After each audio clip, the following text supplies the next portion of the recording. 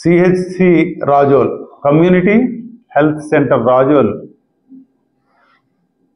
నిన్న ఈ హాస్పిటల్ దగ్గర జిఎస్టీకి సంబంధించిన ఒక మీటింగు, అలాగే డయాలసిస్ యూనిట్స్ 2 యూనిట్స్ యాడ్ చేయటం జరిగింది. దాని ప్రారంభోత్సవ సందర్భంగా ఒక మీటింగ్ జరిగింది. ఆ మీటింగ్లో ముఖ్యంగా హాస్పిటల్ పనితీరు గురించి కూడా నేను మాట్లాడటం జరిగింది. గైనకాలజిస్టులు లేరు, 15 మంది డాక్టర్లు ఉండగా 2 గైనకాలజిస్టులు, ఆ 2 పోస్టులు కూడా ఖాళీగా ఉన్నాయి. దానివల్ల మహిళా పేషెంట్లు ఇబ్బంది పడుతున్నారు అనే విషయాన్ని నిన్న ప్రస్తావించడం జరిగింది. అయితే జిల్లా యంత్రాంగం ఈ రోజున కాంట్రాక్ట్ బేసిస్ మీద అపాయింట్ చేసుకోవటానికి పర్మిషన్ ఇచ్చారు.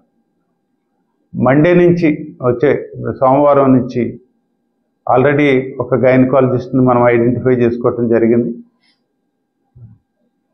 అలాగే హాస్పిటల్ డెవలప్మెంట్ కమిటీలో కూడా ఇది కాంట్రాక్ట్ బేసిస్ తీసుకోవాలనే విషయాన్ని కూడా మనం ఒక తీర్మానం తీసుకోవటం జరిగింది.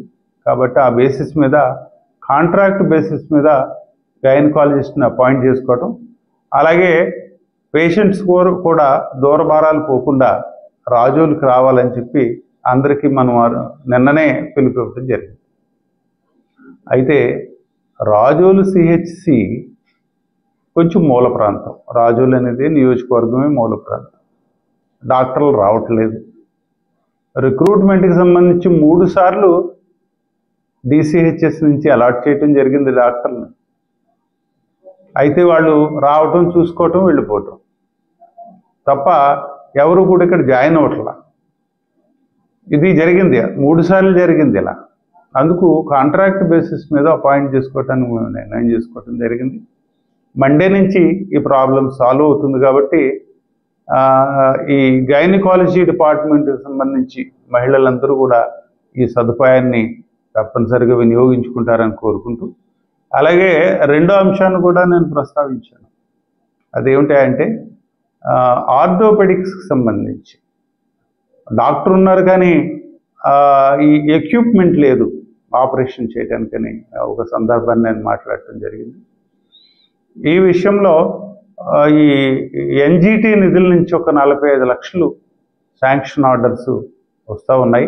దాని నుంచి ఈ ఎక్విప్మెంటు మేము మొబిలైజ్ చేసుకొని దాన్ని కూడా వచ్చే వారంలో వీలైనంత మటుకు పొజిషన్ చేసి ఈ హాస్పిటల్ని సక్రమైన పేషెంట్లకు అనువుగా, ఎక్కువ మంది పేషెంట్లని హ్యాండిల్ చేయడానికి వీలుగా, ఈ వైద్య సదుపాయాలు అందజేయడానికి వీలుగా మేము సిహెచ్సి రాజోల్ని వినియోగిస్తామని తప్పనిసరిగా అందరూ కూడా, ఎందుకంటే ఈ ఏరియాలో గవర్నమెంట్ హాస్పిటల్ లేవు, ప్రైవేట్ హాస్పిటల్ లేవు.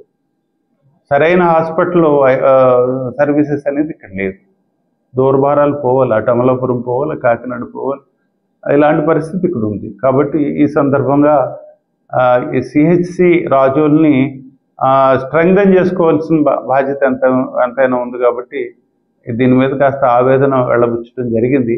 అయితే ఇటు జిల్లా యంత్రాంగం కానీ, అటు ప్రభుత్వాన్ని నుంచి కూడా ఆసరాగా అన్ని రకాలుగా ఆదుకోవటానికి రెడీగా ఉన్నారు. కాబట్టి తప్పనిసరిగా మన ఏరియాలో, రాజోల్లో ముఖ్యంగా ఈ పేషెంట్లకి తప్పనిసరిగా మనం సరైన వసతులు కల్పించగలమని తెలియజేసుకుంటూ సెలవు తీసుకుంటాను. Thank you.